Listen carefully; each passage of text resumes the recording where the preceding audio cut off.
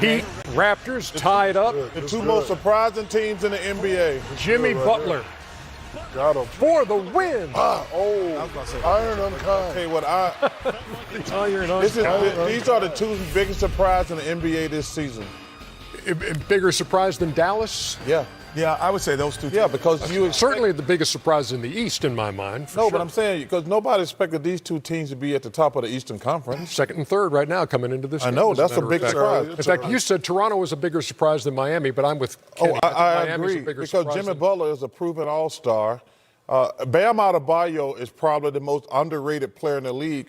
We had no idea Siakam was going to be this good. The reason why, Chuck, I'm not surprised because I did believe in that 17-5 record.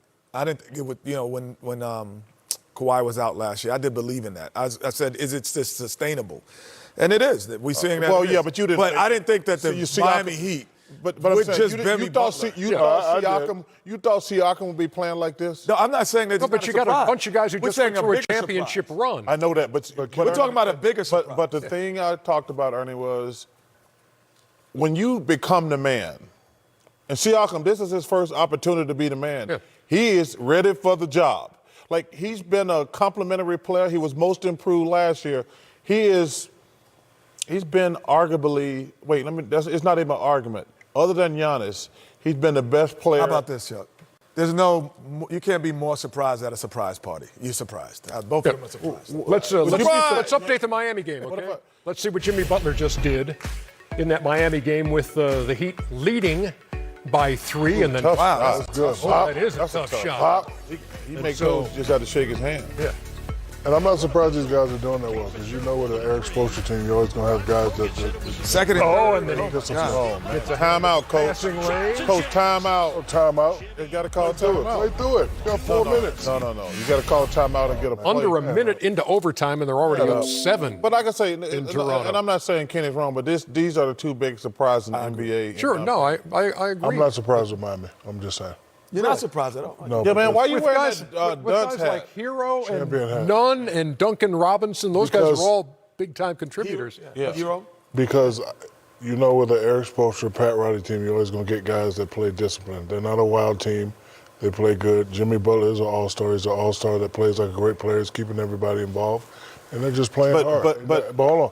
And you always say if you play hard, you can win at least 6 out of 10. I agree, but I got to say this though. Playing hard gets you 50. But watching Miami Playing hard with play, talent gets you 50. watching Miami play, this kid Bam Adebayo is a monster. Yeah. It's hard. Yeah, he is to me he is the most underrated player. Nobody talks about him, but to me, Kyle Lowry, that's an awful shot. We're watching the game as we're talking to you at home. Kyle Lowry has struggled in his return after the broken left thumb. Okay, Portland and the Clippers coming up right now. Oof. So Melo, they've won 3 in a row. They're 3-3 since Melo joined the Blazers. They're now 8-12, and they go up to L.A. to take on the Clippers. What do we see out of Portland tonight? Well, you don't see a lot of shooting. I don't know if they win the game. I definitely like. Good analysis. Let me finish before I punch you in your face. There's 3 things going to happen. I like Montrezl Harrell, the way the Clippers. I'm not really focused on Portland. They're not really doing much, so they're not really in the picture to me. I like the way Montrezl Harrell is playing. The Clippers bench still putting up a lot. They're a non-factor to me. 8-12. Like we don't talk about teams that are 8. One good thing about our job. Looks like they're getting a little bit of They're getting momentum. They're getting some momentum. But I would, Chuck, I would say this, that this is another good barometer litmus test for a guy who's been out for a year and a half. No, this ain't no good after test for him. Because if you could Pull play, in the China shop. if you could play well enough, then you're playing against the best defender at that position tonight. Well, you're playing against the 2 best defenders. No, yeah. I think he'd have an easier time with Paul George than he would with Carmelo. I'm talking about then, obviously. Pick your poison now. Well, yeah, I'd rather. But what I'm looking for, Arnold, we don't have this game, but I'm watching the Lakers and Denver. Mm-hmm. I want to see the Denver Nuggets show up tonight. Okay. Because this is their first real test. Lakers basketball 60-49 at the half. See, and I think the Lakers going to come in there and say, we just want y'all to know y'all the little brother. Y'all not in our category, in our group. We're heading out to Staples Center for the Blazers and the Clippers. The voice of the NBA, the Hall of Famer, Marv Albert, got the call. Marv. Yeah, all I know is win, that's for sure. Playing what's a go for broad? All I know is win. Make us proud. All I know is win. Scrapes the sky with a right hand. Win. Nasty. Win.